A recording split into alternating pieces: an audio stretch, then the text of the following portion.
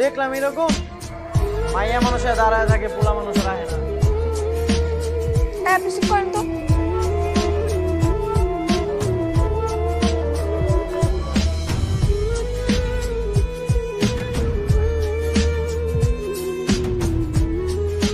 আইবো না আইবো না, আপনার বয়ফ্রেন্ড আপনার ধোকা দিছে।